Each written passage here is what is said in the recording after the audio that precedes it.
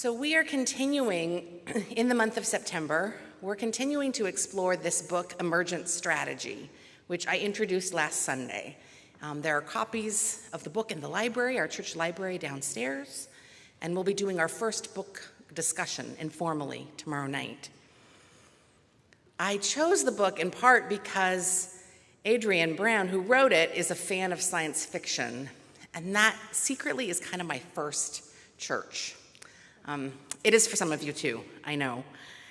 We're more inclined to skip the monastery and instead be at the altar of Netflix and watch Arrival and cry a box of Kleenex as a spiritual practice. That's my people. And one of our Bible texts in that spiritual practice is The Matrix. And Neo wakes up and he sees the world in code, right? So he sees the zeros and the ones, and he can read the world. And as a former computer programmer, if you didn't know, I was that 15 years a software engineer, it's actually true that there's this moment, when I was, at least for me, it was true. When I was learning Java, it was really difficult. And then all of a sudden, literally I could feel my brain kind of, and I could read it. It was like, I get it, I get it, I get it. Have you ever had that? Maybe not with programming, but have you had that click?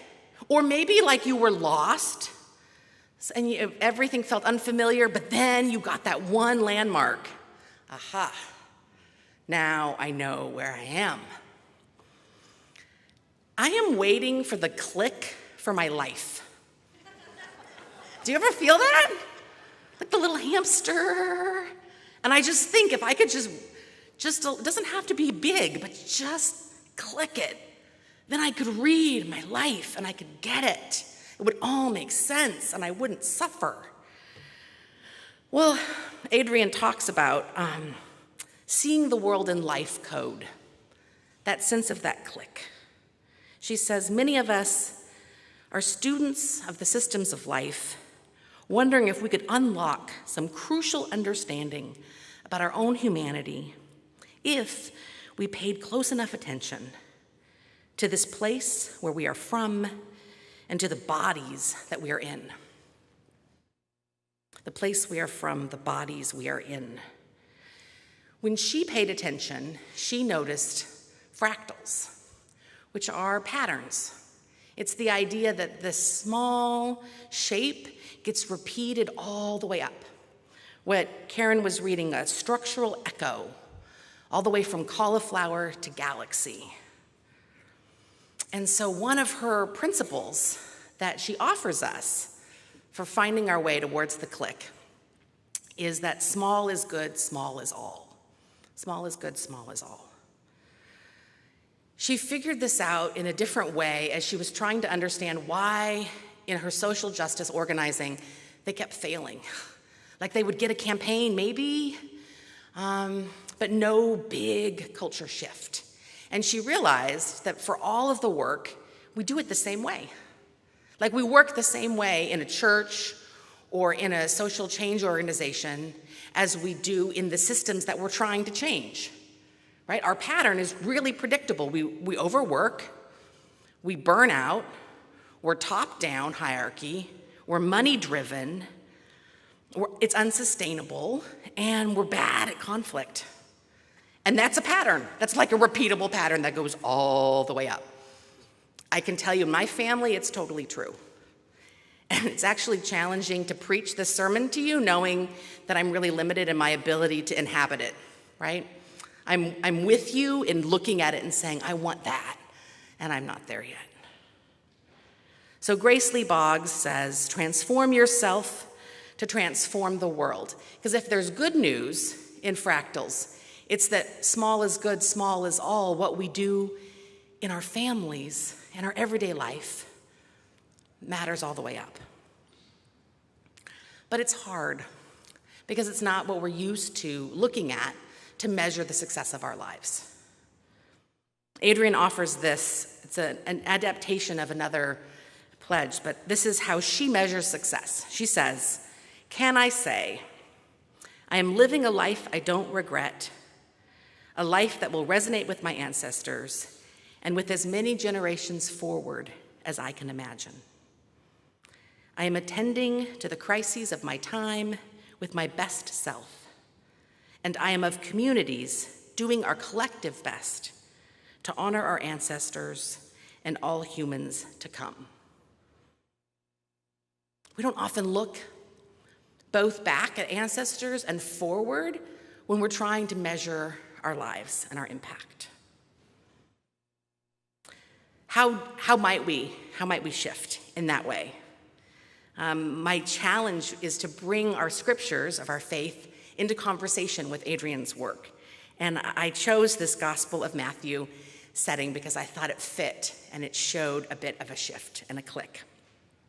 As I said, it's the feeding of the 20,000 children, women, and men. Animals probably too, so maybe 25,000.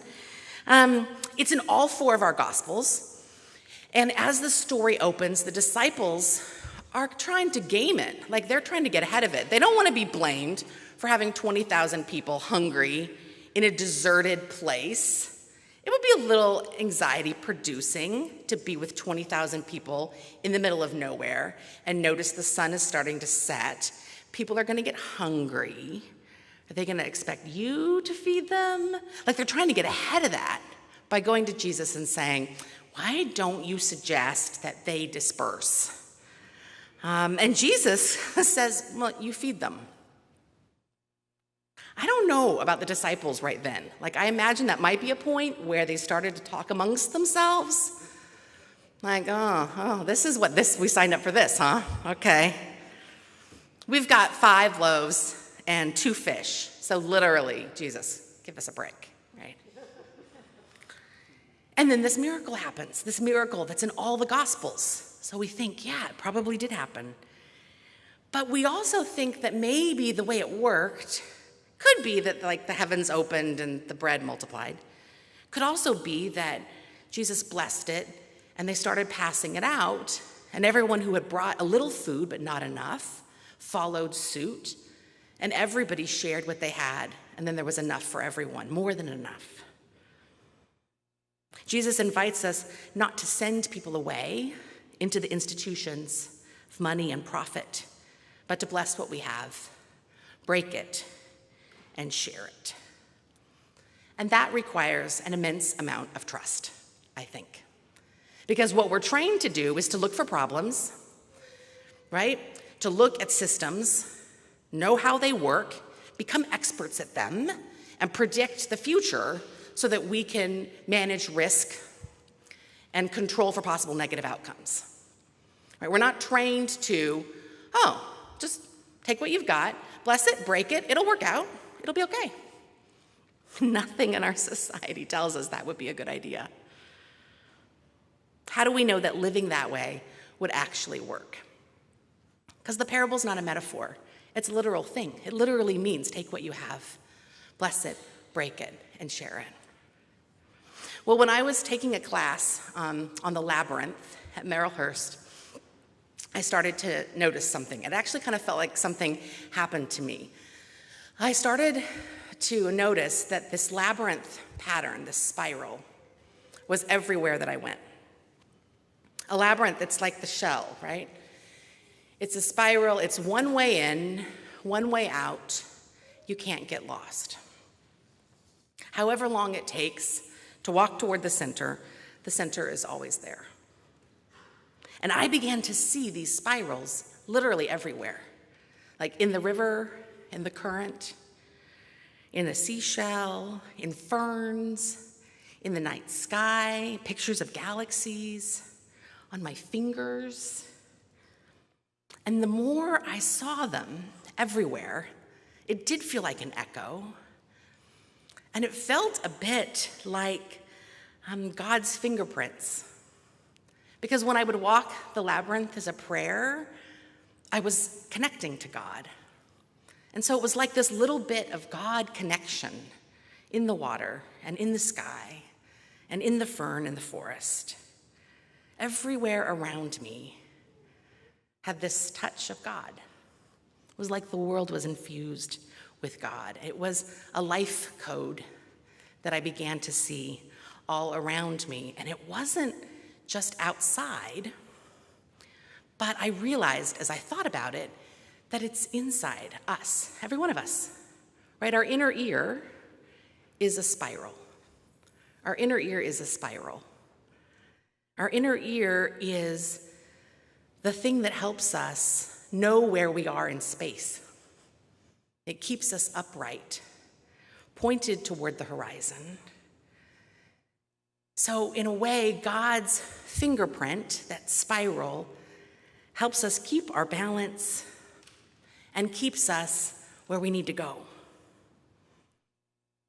I can't explain to you how exciting that was for me, to feel like there is a pattern, this shape, this spiral, that I didn't have to invent, that's already in me, in each one of us, in the natural world, proving to me that if I trust, there's a pattern that will hold me. The disciples found it hard to trust that turning toward each other would be enough. They weren't prepared for crowds of that scale. But Jesus said, the same way that you break bread with your neighbor, one-on-one, inside your house, that will scale for your community. You bless it, you break it, you pass it, and not only will there be enough, there's more than enough. They collected all these baskets. There's abundance. When we trust that pattern within our own body, the spiral path on which we can never be lost, the pattern of the world infused by God, then I think we will feel the click and we will see the world in life code. That is my wish for myself and for every one of us, that we could say, I'm living a life I don't regret, a life that will resonate with my ancestors, with as many generations forward as I can imagine. I'm attending to the crises of my time with my best self, and I am of communities, this one right here, doing our collective best to honor our ancestors and all humans to come. May it be so. Amen.